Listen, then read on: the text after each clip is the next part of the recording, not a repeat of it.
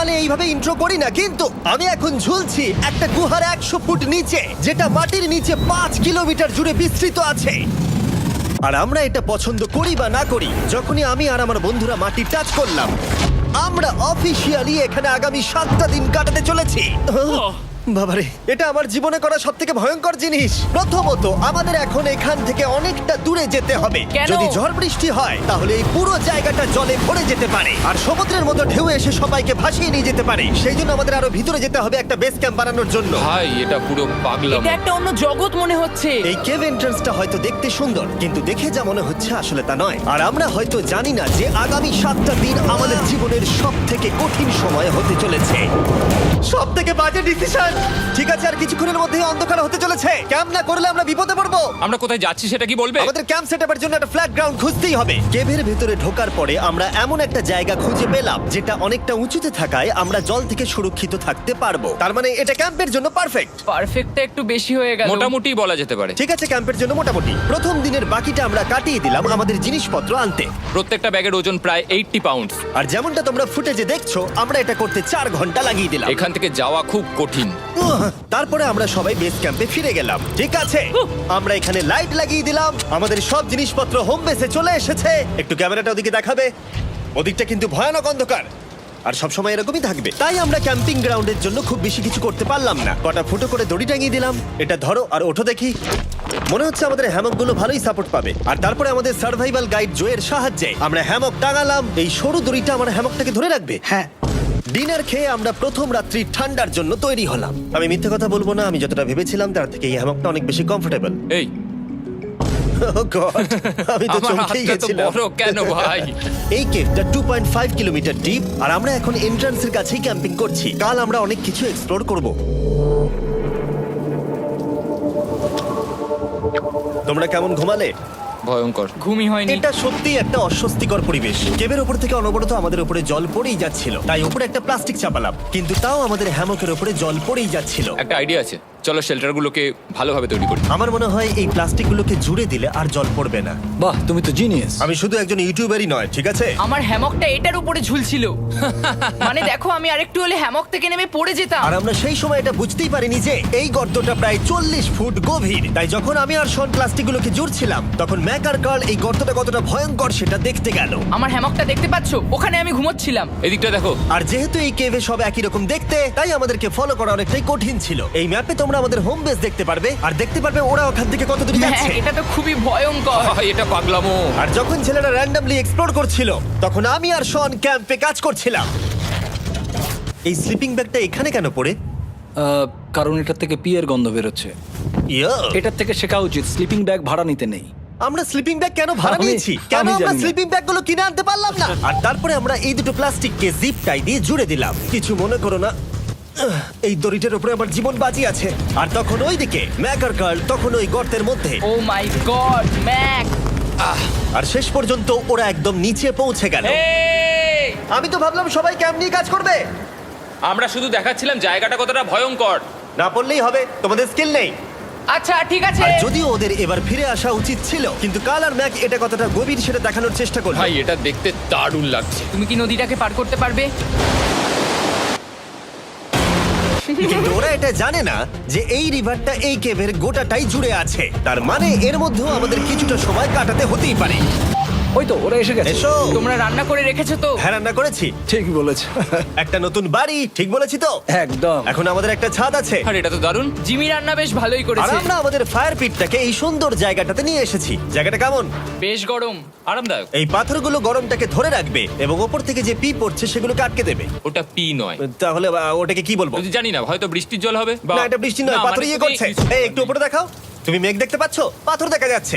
এটা বৃষ্টি নয়, রক পি। Rock P. ঠিক আছে, রক পি। ঠিক আছে, এটা রক পি। আর একটা শুকনো রাত ঘুমিয়ে কাটাবার পরে আমরা ঠিক করলাম জো আমাদের সার্ভাইভাল এক্সপার্ট, তাকে নিয়ে আমরা কেভের শেষ প্রান্ত অব্দি যাব। Cave, cave! Cave, cave! Cave, cave. Cave! দেখা যাক আমরা কেভের কতটা গভীরে যেতে পারি। তোমরা কিন্তু মনে রাখবে আমরা সবেমাত্র কেভের এন্ট্রান্সের দিকেই আছি, আর আমাদের ইচ্ছা এই কেভের শেষ প্রান্ত অব্দি যাওয়া, অবশ্যই না মরে গিয়ে। ও মাই গড, এটা তো খুবই স্টিফ। আরে এটা তো সবে শুরু। আমরা কেভের আরো গভীরে এসেছি। তোমরা সবাই সাবধানে আসবে। এটা খুবই ছোট জায়গা, আমার মনে হয় না এখান থেকে আমি যেতে পারবো। কেভ এক্সপ্লোরের ইন্টারেস্টিং জিনিসটা হলো যা হোক করে আমাদের এই ছোট্ট ফাঁকগুলোর মধ্যে দিয়ে এগিয়ে যেতে হবে। ও মাই গড, খুব ছোট জায়গা। আর তারপরেই খুব বড় একটা জায়গা আসবে, সেটা এতটাই বড় যে কিছু না দেখতে পাওয়ার জন্য এটা করতে হলো। ও মাই গড! এবার আমি সব দেখতে পাচ্ছি, এটা দুর্দান্ত। এটার তো অনেক আলো। ভাই জায়গাটা কতটা সুন্দর দেখো। বাপরে কি আলো, আমি তো তাকাতেই পারছি না। আমি তো অন্ধ হয়ে যাব মনে হচ্ছে। এ বাবা, এটা কি হলো? আমরা বোধহয় ঠিক মতো এটাকে ব্যবহার করতে জানতামই না। চলো এগিয়ে যাই। আর তাই আমরা এগোতে থাকলাম। এই যে এই জায়গাগুলো, এগুলো খুব ভালো ধরার এখানে? জায়গা। এগুলো ধরে এখান থেকে পা ঘুরিয়ে চলে আসতে পারবে। এইভাবে কি? হ্যাঁ, একদম পারফেক্ট। জো সব থেকে ভালো কেভ গাইড। এভাবে কেউ গাইড করতে পারবে না। ঠিক আছে, এইবার ব্যাপারটা ইন্টারেস্টিং হবে। কি? এটা কি? এখান থেকে আমাদের ওয়েট শুট পরে সাঁতার কেটে যেতে হবে। গতকাল ম্যাক আর কার্ল এটা নিয়ে মজা করছিল, কিন্তু এই কেভে আমাদের পরের অ্যাডভেঞ্চারটা ছিল একটা প্রায় জমে যাওয়া নদীর মধ্যে। ও মাই গড, এটা তো পাগলামি! তার মানে আমাদের ওয়েট শুট পড়তেই হবে যাতে আমাদের হাইপোথার্মিয়া না হয়। আমরা এটা কেন করছি? এই এক্সপেরিয়েন্সটা তো জীবনে একবারই হবে। কি? এটা করলে হয়তো আর নাও বেঁচে থাকতে পারি। আমাদের এই কেভের শেষে পৌঁছতে হলে আমাদের এই নদীর মধ্য দিয়ে, এই ছোট্ট ফাঁকগুলোর মধ্য দিয়ে সাবধানে ধীরে ধীরে এগিয়ে যেতে হবে। আস্তে আস্তে নামো, স্রোতের কারণে পা পেছনে টানতে পারে। ঠিক আছে, আমি তাহলে নামছি। তুমি ওই দেয়ালগুলো ধরে ধরে এগোতে থাকো আস্তে এটা তো আস্তে। খুব ঠান্ডা। তুমি পারবে জিমি। জানি না এখানে ঢুকতে পারবো কি না। জিমি, এবার তুমি জল থেকে উঠে দাঁড়িয়ে পড়ো। এটা সত্যি একটা পাগলামি। এখানে কি ঠান্ডা! যখন তোমরা খুব ঠান্ডা জলের মধ্যে থাকবে তখন একটা পাথরকে ধরে এগিয়ে চলা খুব কঠিন হবে। ও মাই গড, এটা সত্যি পাগলামি। ম্যাক, গার্ড, চলে আসো। আমার ভয় লাগছে। চলো চলো, পারবে। ভাই। এগোতে থাকো, পেছন দিকে তাকিও না। একবার দেখো আমরা কি করছি। কিন্তু এই বাধাগুলো এতটা কঠিন ছিল না সামনে যা আসতে চলেছিল তার তুলনায়। আমরা পেরেছি। কেভ কেভ কেভ এই, কেভ। একটা কথা শোনো, আমরা 10% আসিনি। তার মানে এখনো আমরা শুধুমাত্র সার্ফেসেই রয়েছি, আর শেষ প্রান্তে পৌঁছতে হলে আমাদেরকে আরো 2 কিলোমিটার যেতে হবে। যেরকম তোমরা দেখতে পাচ্ছ এখানে 24/7 বৃষ্টি হয়, তাই আমি একটা আড্ডা মারার জায়গা তৈরি করেছি যেখানে আমরা কেউ ভিজবো না। আমি ভাবছি আমি যদি এটা না বানাতাম তাহলে কি হতো। আমি নিশ্চিত যে ওদের একটা ভেজা পাথরের উপর শুতে হতো। আমাদের ক্রমাগত এগিয়ে যেতে হবে এবং শরীরটাকে ভিজে রাখতে হবে। ঠিক আছে। নইলে আমাদের শরীরের তাপমাত্রা কমে এটা যাবে। এতটা কঠিন কেন? সব থেকে বাজে ব্যাপার হলো আমরা যতটাই দিকে এগোবো ততটাই আমাদের পিছন দিকে ক্যাম্পে ফিরতে হবে। আমাদের পরের বাধাটা হয়তো জলের মধ্যে নয়, কিন্তু তার মানে এটা নয় যে সেটা সহজ হবে। আরে এটা কি মাকড়সার জাল? কিন্তু আমি মাকড়সা দেখতে পাচ্ছি না। তার কেন? মানে ওটা আমাদের উপরে আছে। আরে তোমার গায়ে, তোমার গায়ে। আমার বন্ধুরা কত বাজে। এই গেমটা মিস্টার বিস ভিডিওর মতো, যত এগোবে ততই কঠিন হবে। সত্যি কথা বলতে যদি আমাদের সাথে জো না থাকতো আমরা মরেই যেতাম। আর 3 ঘন্টা পরে জো আমাদের জন্য একটা বাজে খবর নিয়ে এলো। জল অনেকটা বেড়ে গেছে আর আমরা অনেকটা সময় লাগিয়ে ফেলেছি, তাই আজকে আমাদের আবার ক্যাম্পে ফিরে যেতে হবে। আমি মানবো না। তুমি সেফটি এক্সপার্টের কথা অমান্য করতে পারো না। আমি এটা মানবো না। সত্যি কথা বলতে আমাদেরকে ফিরতেই হতো, কারণ এর আগে আমরা শুট করতে অনেকটাই সময় নষ্ট করে দিয়েছি। তারপর ফ্লেয়ার নিয়ে খেলেছি, তাই আমরা ফিরে যাচ্ছি আর এই মিশনটা আমরা পরের দিন আবার শুরু করব। শন, আমরা এসে গেছি। আরে তুমি এখানে কি করছিলে? এখন তোমরা কেউ ভিজবে না। আমি তো জানতামই না এই লাইটগুলো আমরা এনেছি। এগুলো দারুণ লাগছে তাই না? দুঃখের বিষয় আজকে আমরা মাত্র 20% এগোতে পেরেছি, কিন্তু বিশ্বাস করো আমরা শেষ পর্যন্ত অবশ্যই যাব আগামী কয়েকদিনের মধ্যেই। আমার মনে হয় কোনোদিনই হবে না। আমি তো বললাম। আমরা ডে 4টা রেস্ট নেব আর ডে 5-এ চেষ্টা করব এই কেভের শেষ অবধি যাবার। দেখা যাক কি হয়। ডে 3-তে মজা হলো, কালকে আবার দেখা হচ্ছে। আর কেভের ভিতরে 3টে খুব বাজে রাত কাটাবার পরে পরের দিন সকালে আমাদের মাথায় শুধু একটাই কথা আসছিল, আমার একটা হট শাওয়ার চাই, তবে আমি এখন একটু শান্তি পাবো। ও এখন শাওয়ার পেলে কিন্তু দারুণ হয়। আমি চান করিনি প্রায় 3-4 দিন হয়ে গেল। তোমরা নিশ্চয়ই জানো কেভের মধ্যে শাওয়ার করা সম্ভব নয়। আমাদের অনেকটা পথ হেঁটে সাবধানে আগের রিভার বেডের কাছে পৌঁছতে হলো। ও মাই গড! আমি আমার ব্রেনকে ফিল করতে পারছি। আমি এভাবে ব্রেনকে ফিল আমার করিনি। কপালটা জমে গেল পুরো। চলো ড্রোন দিয়ে মাথার চুলগুলো শুকিয়ে নি। এদিকে এসো ড্রোন। ও দাঁড়াও দাঁড়াও দাঁড়াও, এটা কিন্তু কাজ করছে। হ্যাঁ দারুণ কাজ করছে। ড্রোন থাকতে হেয়ার ড্রায়ারের কি দরকার? আর চুল শুকানোর পর আমরা জোয়ের সাথে জার্নির প্ল্যান করতে বসলাম। এটা কি জো? এটাই কেভের ম্যাপ। আগেরবার আমাদের থামতে হয়েছিল কারণ জল খুব জোরে বইছিল।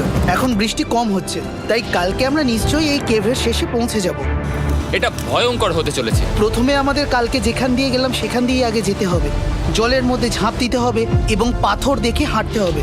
এগুলো সবকটা আমরা যদি পার করতে পারি তাহলে আমরা গ্লো ওয়ার্ম চেম্বারে পৌঁছে যাব। কেমন দেখতে তুমি সেটা বলো না, আমি তোমাদেরকে সারপ্রাইজ দিতে চাই। তোমার মনে হয় আমরা পারবো? ওইসব বাদ দাও, আমরা ঠিক কালকে পৌঁছে যাবো। কালকের প্ল্যান আমরা চক আউট করে নিয়েছি। আমরা রেস্ট করছি আর ফেস্টিভ্যাল স্মোর্টস খাচ্ছি আমাদের এনার্জি রিগেন করতে। সবাইকে চিয়ার্স। Yippee! জো এই প্রথমবার ফেস্টিভ্যাল ও, স্মোর্টস দারুণ। খাচ্ছে। জো সত্যি কথা বলবে। এটা দারুণ, তাহলে ভালো লাগলো? দারুণ লেগেছে। আমরা এই চকলেটটা আগে কেন বের করে নি? এটা এমনি চকলেটের থেকে 10 গুণ ভালো খেতে। সত্যি কথা বলতে তোমরা যদি ফেস্টিভ্যালের সাথে স্মোর্টস ট্রাই না করে থাকো তাহলে তোমরা মিস করছো। কালকে আমরা পুরো কেভটা এক্সপ্লোর করব, দেখা হচ্ছে। তাই আমরা ভালো করে ঘুমানোর চেষ্টা করলাম আর কালকের প্রিপারেশন নিলাম কেভের শেষে যাওয়ার জন্য। আমরা আমাদের জীবনের সবথেকে ডেঞ্জারাস জার্নি করতে চলেছি। ডে 3 এর অভিজ্ঞতা মাথায় রেখে আমরা কম শুট করেছি যাতে আমরা সামনের দিকে তাড়াতাড়ি এগোতে পারি। জলটা খুব ঠান্ডা হ্যাঁ, আগের দিনের মতোই খুব ভালো। এই তো আর যাতে আমরা সবাই বেঁচে ফিরতে পারি তাই জো ছাড়াও আরেকজন সার্ভাইভাল এক্সপার্টকে আমরা নিয়ে এসেছিলাম। এখানেই আমরা ডে 3 তে আটকে গেছিলাম। এখন আমরা কি করব? এবারে আমরা অনেক তাড়াতাড়ি এসেছি। আমাদের পিছনে ঘন অন্ধকার। কোথায় যাব? এই রাস্তাটা অনেক সরু এবং হ্যাঁ। স্রোত প্রচুর বেশি, তাই আমরা দেয়ালগুলো ধরে ধরে আস্তে আস্তে এগোবো। এই যে এইভাবে। ও হ্যাঁ, God! এই রকটায় জাম্প করো।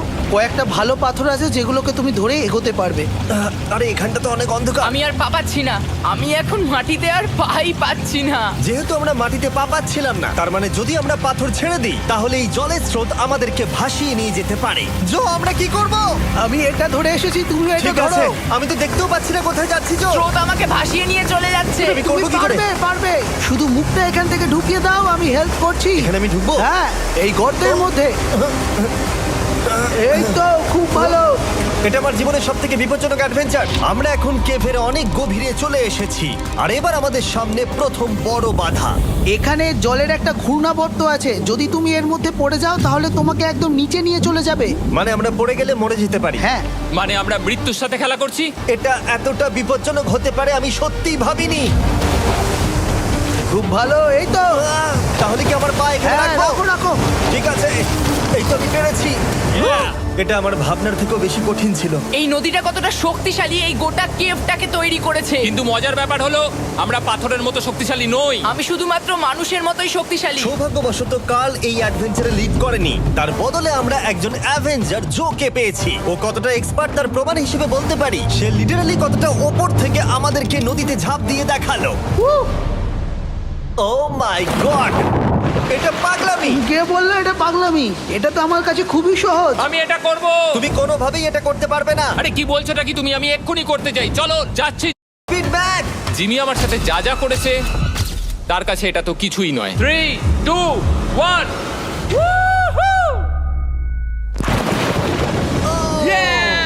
তুমি করবে? না, আমরা না এগুলো শেষ পর্যন্ত যেতে পারবো না। ও মাই গড, আমাদের নিচের দিকে যেতে হবে। আমরা সবসময় স্রোতের উল্টো দিকে কেন যাই? এখন শুধু আমি ভেসে ভেসেই যেতে পারবো, আর কিছু না। এই জলের তলায় অনেক ধারালো পাথর আছে, তোমরা সেগুলোকে দেখতে পাবে না, তাই সাবধানে পা ফেলবে। ও মাই গড, আবার এটা গভীর আরে হচ্ছে। আমার পা তো কিছুর উপরে রাখতে হবে। ছোট ছোট পাথরগুলোই একমাত্র বাধা ছিল না, মনে হচ্ছে আমাদের প্রতিটা পদক্ষেপে। ও ভাই, আমি কিচ্ছু দেখতে পাচ্ছি না। এটা খুব ভয়ঙ্কর। কেভটা আরো অন্ধকার হয়ে আসছিল এবং আরো সরু। আর তখন আমরা জানতাম না যে আমরা ফিনিশ লাইন অবধি পৌঁছতে পারবো কিনা। আমি ক্লান্ত হয়ে পড়েছি। এই কেভে আরো কঠিন বাধা আসার আগে তোমাদেরকে আমি কিছু দেখাতে চাইবো। জো, তোমার ব্যাগটা দাও। Thank you. তুমি জানো এর মধ্যে কি আছে? না, জানি না কি আছে। Brand new mister beast lab swamp. সত্যি কথা বলছি, গত 5 ঘন্টা ধরে যেহেতু আমি অনেক পরিশ্রম করেছি তাই কোনো মতেই এখন এটা আমি বলার মতো অবস্থায় নেই। তাই এটা শুট করার 1 মাস পরে আমি পুরো কেপ সেটটা তৈরি করলাম ফিউচার জিমি নেম ট্যাগ দিয়ে। তারপরে বললাম, হে আমি ফিউচার জিমি, আর আমি এখন তোমাদেরকে বলবো brand new toy line of mister beast lab swamp সম্পর্কে। এটা একটা কালেক্টিবল টয় লাইন আর এখানে 119টা ইউনিক ডিজাইন ক্যারেক্টারও আছে যা তোমরা কালেক্ট করতে পারো। আর সবথেকে দারুণ ব্যাপারটা হলো কোন ক্যারেক্টারটা তুমি পেয়েছো সেটা জানতে হলে এই টিউবে ওয়াটার দিয়ে নাড়াতে হবে আর তোমার সোয়ামস তোমার সামনে চলে আসবে। আর আমি এটা ডেমনস্ট্রেট করতে এই বিশাল বড় টিউবটাকে বানিয়েছি। এই টিউবটাকে জল দিয়ে ভরে দাও। তোমাদের এত জলের দরকার নেই, এটা অনেক বড় বলে এত লাগছে। ঠিক আছে, এটা এখন জলে ভর্তি হয়ে গেছে। এবার এটাকে একটু নাড়াতে হবে। এটা কি আর নাড়াতে হ্যাঁ হবে? হ্যাঁ, অনেক নাড়ানো হয়ে গেছে। এবার জল ঢালো এখানে। জো ঢালছে। আর জল ঢালার পরে তোমরা দেখতে পাবে তোমরা কোন সোয়ামটা পেয়েছো। এটা সবথেকে রেয়ার হাইপোক্রোম, যেটা মাত্র 1000টা বানানো হয়েছে। জো, এটা তোমার। থ্যাংক ইউ সো এটা মাচ। চাই। আর এটা তোমার। কাল কি নেবে? আমার কাছে দুটোই ছিল। আর আমরা শুধু সোয়ামেই থেমে নেই, আমরা এই অ্যাকশন ফিগার প্যান্থার গুলো বানিয়েছি যেগুলো এই ব্রিফকেসে আছে, আর এই সোয়ার্মের মতো এই মিউটেটর। যখন তোমরা কিনবে দেখতে পাবে এর ভেতরে কি আছে। কোথায় কিনবো? ভালো হয়েছে জিজ্ঞাসা করলে। মিস্টার বিস্ট ল্যাব টয়েস এখন তোমরা পৃথিবীর সব জায়গায় পেয়ে যাবে। এগুলো সব বেরিয়ে গেছে, তোমরা গিয়ে কিনে নাও। আর কেবের মধ্যে অনেক সমস্যা পেরোনোর পরে আমরা ফাইনালি পৌঁছে গেলাম গ্লো ওয়ার্ম চেম্বারে। ভাই এবার খুব ভালো লাগছে। ঠিক আছে টিম, তোমাদের গ্লো ওয়ার্ম চেম্বারে স্বাগত। এ তো দারুণ। এটা দারুণ লাগছে। ভাই এটা পৃথিবী মনে হচ্ছে না এখানে একদমই। যে আলো তোমরা দেখতে পাচ্ছ সেগুলো আসলে ছোট্ট ছোট্ট বায়োলুমিনেসেন্ট গ্লো ওয়ার্ম তৈরি করেছে। এটা দেখতে অনেকটা মিল্কি ওয়ে গ্যালাক্সির মতো লাগছে। ওয়াও! আর এই মুহূর্তটা, এই ভিউ, সত্যি বলতে এই ট্রেকের সমস্ত ক্লান্তি যেন দূর করে দিল। এখানে অবধি পৌঁছানো যেন সত্যি একটা অ্যাচিভমেন্ট ছিল। কিন্তু এখন আমাদের যাত্রা শেষ হয়নি, কারণ আমাদের এখান থেকে এখন বেস ক্যাম্পে ফিরতে হবে। আজকে ডে 6 হতে চলেছে, এখনো ওরা আসেনি আর আমি খুব ক্লান্ত। আমার মনে হয় না আমি ভালো করে ঘুমোতে পারবো, ওদের জন্য খুব চিন্তা হচ্ছে। এই ট্রিপটা অনেকটাই সহজ ছিল কারণ আমরা স্রোতের সাথে ভেসে ভেসে যাচ্ছিলাম। আর যেহেতু তোমরা এই ট্রিপটা দেখেছো তাই আমরা এটাকে স্কিপ করলাম। কিন্তু সত্যি বলতে এই জার্নিটাও অনেকটা বেশি সময় নিল, কারণ আমরা ক্যাম্পে পৌঁছানোর আগেই 6 নম্বর দিন চলে এলো। শন, সবাই ঠিক আছে তো? আমার খুব চিন্তা হচ্ছিল। Happy day 6। ডে 6 খুব ভালো। এনার্জি বাড়াতে আমরা আগুনের উত্তাপ নিলাম এবং ফাইনালি আমরা কিছু খেতে পেলাম। এটা খুবই অ্যাডভেঞ্চারাস ডে ছিল। কালকে দেখা হচ্ছে, মানে আজকেই হয়তো। এটা হয় ডে কোনোদিন 6 হবে না। নাকি আজকে, না আমি জানি না। এত বড় ট্রেক সম্পূর্ণ করার পরে শারীরিকভাবে চূড়ান্ত ক্লান্ত হওয়া সত্ত্বেও জানি না কেন কিন্তু আমি একদমই ঘুমাতে পারছিলাম না।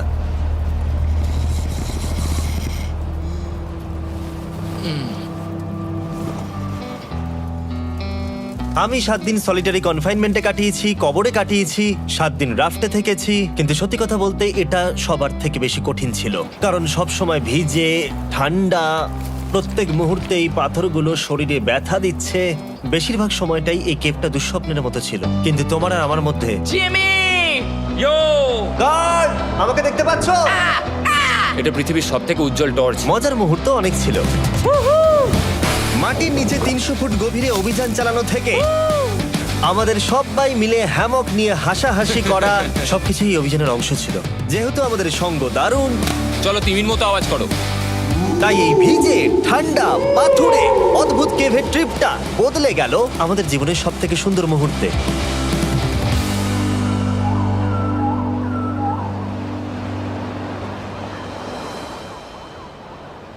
আমরা এখান থেকে যাব না যতক্ষণ না সবকিছু তোলা হচ্ছে। আর আমি সবকিছু বলেছি মানে সবকিছুই। চলো এবার বেরোনো যাক। আর যখন আমরা মাউথ কেভে আবার ফিরে এলাম, ভাই ওপরটা দেখতে দারুণ লাগছে। তখন জয়ের জন্য একটা সারপ্রাইজ ছিল। বেরোনোর আগে জো, আমরা তোমার কাছে কৃতজ্ঞ। তাই এই নাও 50,000 নিউজিল্যান্ড ডলার, 10,000 করে প্রত্যেক জনের প্রাণ বাঁচানোর জন্য। Oh my god, thank you so much Jimmy. Thank you Jol. Love you Jol! এবার আমাদের সব কাজ হয়ে গেছে, চলো বেরোনো যাক। 7টা দিন পরে আমরা ফাইনালি এখান থেকে বেরোচ্ছি।